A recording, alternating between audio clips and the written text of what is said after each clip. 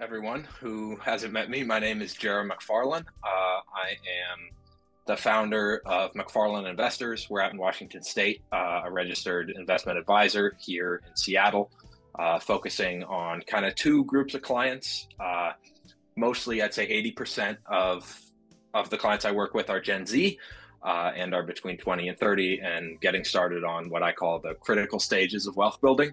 And then the other 20% are pre-retirees, fine-tuning the portfolio for retirement and for the life that kind of lays ahead. Touching upon your career and experience investing, really, what is your investment philosophy, and how do you go about constructing your own portfolio?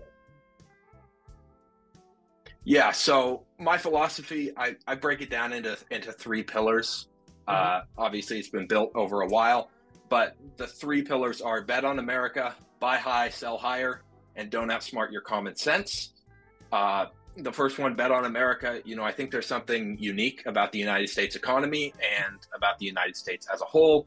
And over time, if you actually go back and look, nothing has returned money the way the public American markets have, not emerging markets, not anywhere else. So I think as people living in the US and who understand the US economy and understand US businesses, interact with them every day, like we're on Zoom right now, we understand the model, we understand how that business works, we want to be investing in the US. And, if you live somewhere else, I probably wouldn't say that. Buy high, sell higher. I want to touch maybe, I brought a couple images to share, and this one is a historical chart of the Dow Jones Industrial Average. And the fact of the matter is that the chart goes up and to the right.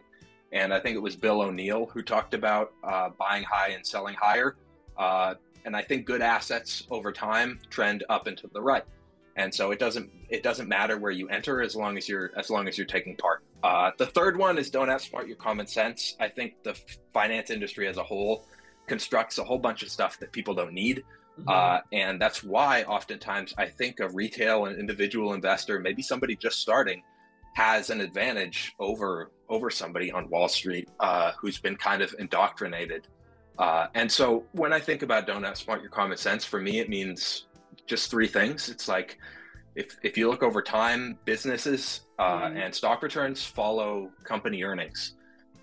They follow company earnings, and those are a product of sales, cash flow. So those are the big three metrics that I look at: earnings, sales, and cash flow. And then as well, I brought another image to share that's kind of the breakdown among these different factors. Another one of them is dividends and buybacks. Are they rewarding shareholders?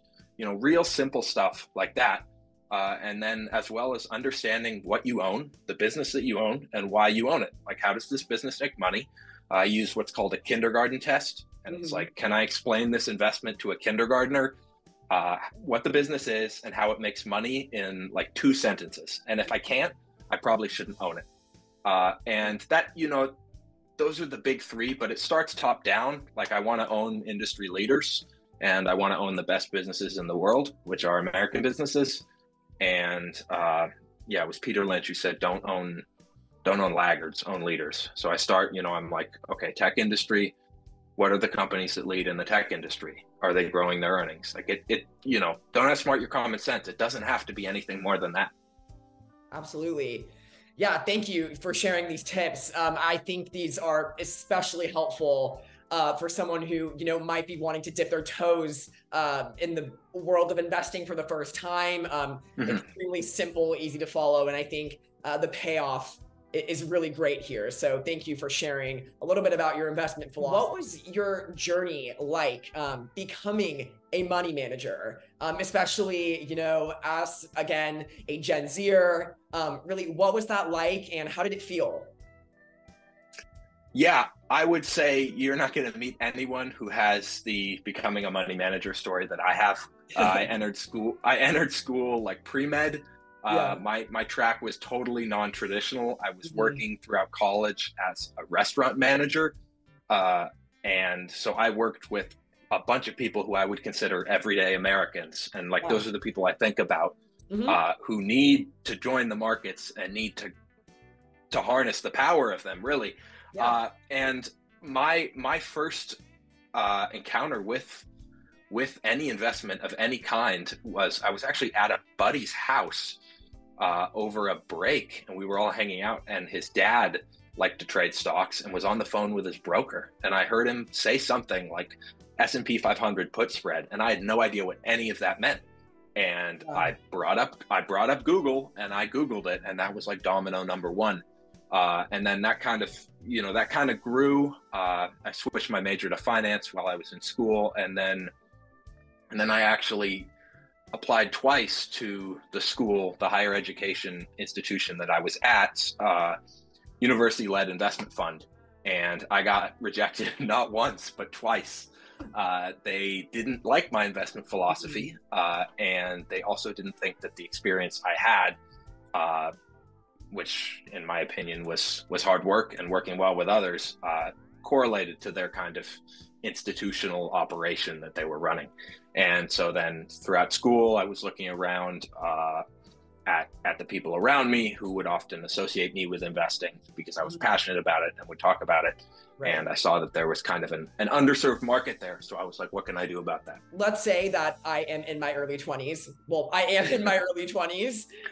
Yeah, us both. I saved up my first $5,000.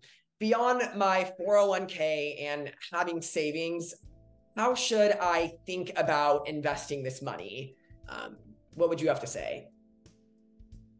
I would have to say one of the biggest mistakes I see right away is that people go to a Robinhood or a Coinbase or whatever, and you have to make sure that you're investing in a government advantage, tax advantaged account, a retirement account. So people are all too quick to start trading on Robinhood or whatever when the tax benefits from using a IRA are really huge, and until you max those out, you should do all your investing there. Jarah, thank you so much once again for taking the time to chat with me. We always love hearing from our players about what they think about, the market and investing at large. Really appreciate your time and all of your very, very awesome words of advice. Yeah, of course, Andre. It was a pleasure to hop on here with you. And I'm sure I'll see many of you on Market Goats. But I outro always with that investing changes lives. It's as simple as it is.